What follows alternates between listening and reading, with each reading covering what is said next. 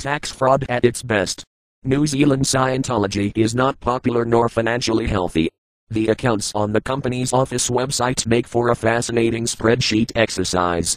After bashing around the figures, some real conclusions can be made. Figures are done between years ending December 1996 and December 2005 being the only ones available.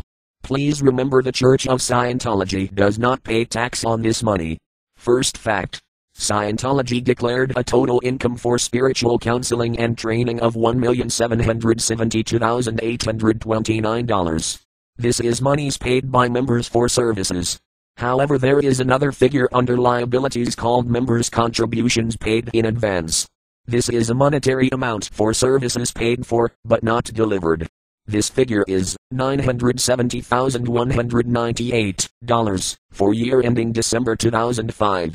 Note that this figure fluctuates year to year, but using these 2006 figures gives us a picture. $1,772,829 paid for services total. Minus $970,198 liability of services not delivered. Equals $802,631. What does this tell us? That less than one half the money paid into the church is being delivered to its members. This is a serious thing. If say you were selling cars. People paid your company $1 million to buy your cars.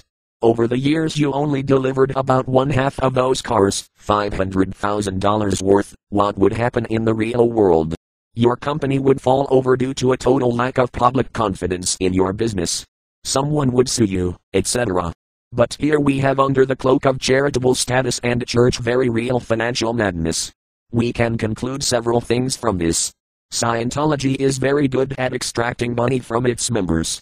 Scientology does not deliver the services that its members pay for. Scientology members don't have faith in its services. Scientology members don't have any recourse in this due to the nature of internal justice that Scientology operates. That there is a real possibility that the services they do deliver are damaging people, and this intangible, or otherwise, factor it's keeping members away, keeping them quiet. Second fact. Over the 10-year period a figure for income from affiliated groups is given. Total of these, $1,869,449. We can assume this is from international Scientology sources. Under liabilities there is a total for affiliated groups, meaning Scientology New Zealand owes these affiliated groups this money. It fluctuates, as obviously some money is paid back to overseas Scientology each year, but is around $1 million for each year. But notice this, the total amount of money paid in by members in New Zealand is $1,772,829, which is lower than the total money paid by affiliated groups. Paid for services total $1,772,829. Paid by affiliated groups total $1,869,449. Difference equals $96,620. Kind of a vote of bad confidence in those figures. Perhaps Scientology overseas is propping up Scientology in New Zealand. Looks that way. Also, it would seem that Scientology from a financial perspective is more supported by overseas affiliated groups than a popular membership in New Zealand. Interesting. Third fact. Scientology New Zealand declares in its annual reports for the 10-year period a total of $51,619 for legal and professional services. This is just under 3% of the income paid in by its members being paid for legal or professional services. Or 5% of the money they do deliver to its members. That's high for a church. Why does a church need to spend so much on legal or professional advice? Fourth fact, there's a fair amount of money coming into New Zealand Scientology from these affiliated groups. In 1996 it was over $1 million. If you bash the figures around, some of this money is being paid back to the overseas affiliated groups each year. How does this affect the legal status Inland Revenue Department granted New Zealand Scientology for tax exemption? Fifth fact. Other than the above sources of income there are also two other amounts. Donations total, $333,808. Extraordinary income, whatever that is, $777,808.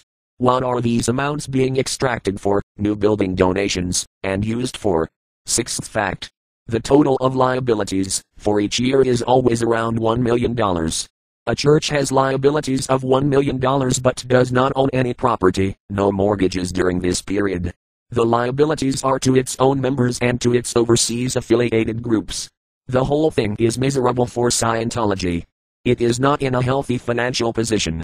It's a myth that New Zealand has a thriving member base. Just look at the picture, step back and look at it. They're being propped up by overseas money, can't or don't deliver their services to those New Zealanders that do donate, and have large liabilities. There are so many questions that need answering here. It is time for a forensic audit of the finances of New Zealand Scientology organization. In the middle of all of this, they buy a $10 million building in 2007. They do not have the assets to support a loan of millions, so we can safely assume the money has come from an overseas affiliated group. From this we know that Scientology New Zealand is not the slightest bit independent of overseas Scientology, which is not acceptable for groups with New Zealand tax exemption status.